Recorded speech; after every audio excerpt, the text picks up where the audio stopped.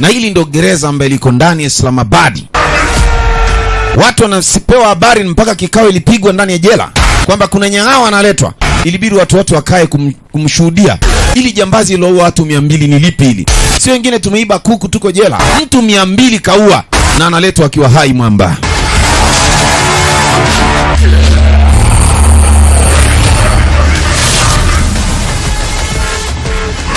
Akashuka mshenzi huyo.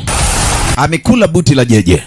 Anawacheki watu ndani ya jela. Hapa bado hajamvika hata hukumu kwamba kahukumiwa au vipi, ila ameletwa kwanza kwenye jela.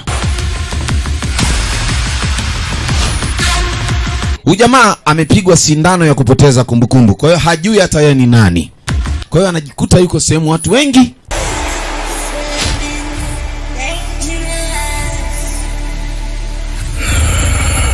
Akiema ni tembo kweli. Anasema pumbavu, Muhindi anakuja kuletwa Pakistani. Kwa nini akafungwa huko kwao? Alafu amechora tattoo ya India kwenye bega, manake si madharau haya. Anatuoneshia kwamba hii ni jumba la manyang'ao au? Yaani wewe unachora tattoo ya Tanzania Kenya. Wewe ni nani wewe? Sasa mwamba ikabidi, na ukumbuke kwamba hawa wa Pakistani pamoja na wa Hindustani hawaelewanagi. Alafu mtu amejifunga tattoo, amejichora tattoo ya Kihindi katika Pakistani. Fungua ile sero ya kichapo. Kuna sero moja ya kichapo wanafungiwaga watu ambao ni hatari sana. Hao mabouncer walifungiwa hapo miaka 12 pasina kuona jua. Wameambiwa leo kama mnataka kuliona jua mchenyenta huyu mshenzi mtaliona jua. Pia huyu sasa wanamuingiza jamaa kwenye sero ya kichapo. Hii ndio sehemu ambayo ni tournament kufa na kupona ama ulingo wa moto. Mama anakimbia mpisha huyu jamaa maana haeleweki. Wakamfungia mlango. Akabaki huko ndani. Afu jamaa wamefunguliwa sasa. Hawa miaka 12 ndio hawa hapa. Ni manjemba afu ni mababa. Yameshiba kila kordo. Wana nyama ambazo mpaka ziko za ziada. Anasema nimekaa miaka 12 katika dogen, yani jela ya giza. Anasema icheni imenifanya niwe kipofu na nimepewa ahadi kwa sasa. Ufunguo wa uhuru wangu ni wewe. Anasema na mslangi huyu niweze kurejea kwenye maisha ya kibinadamu. Mesikia yeye. Jomba anasema akimalizana na huyu jamaa ataishi maisha ya kibinadamu. Sasa huyu jamaa ni jamaa alafu ni jamaa tena. Yani ni jamaa na nusu. Yani ni usinite man, niite man in half. Huyu ni mtu na nusu, achana naye. Walijaribu kumsogeza na ngumi mbili, akadansi akatua namna hiyo. Mbona kama wanajiweza? Tatizo liko pale pale. Mimi ni nani? Wakaunganisha miamba, wakamzungusha, wakamdundiza. Wakakamata mega ambaye wewe tulia wewe. Shika mikono ya baba wawili walioshiba. Niga na kama Marekani namna hii. Tupa kule mwamba, akapiga kwanza tayatu mkao wa mchele huo. Natakaje nye? Tatizo ni kwamba sijui mimi ni nani. Hilo ndo tatizo. Alafu na nyinyi ni kina nani? Hatujuani.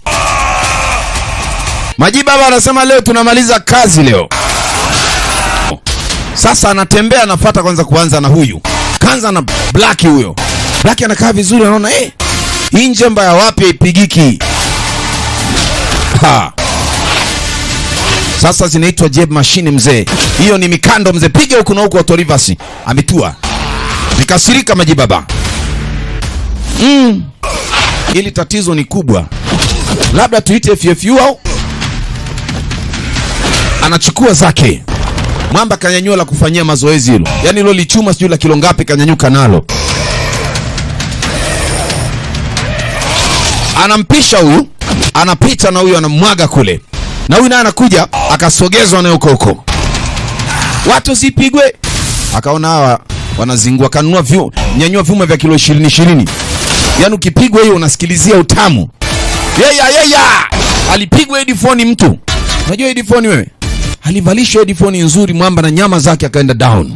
Bonge la jibaba lakini litulia chini. Wa kwanza akasafirishiwa ya kwanza hiyo. Ya pili kule. Bwana jana sema kwenye jela yangu jamaa hapana huyu.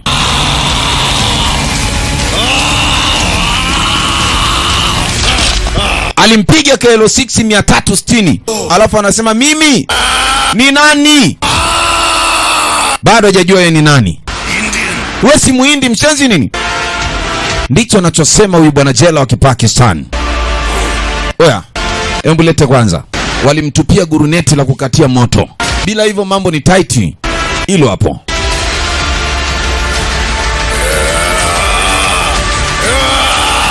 Walimziba pale, akavuta ile aliyowewa, akakata moto.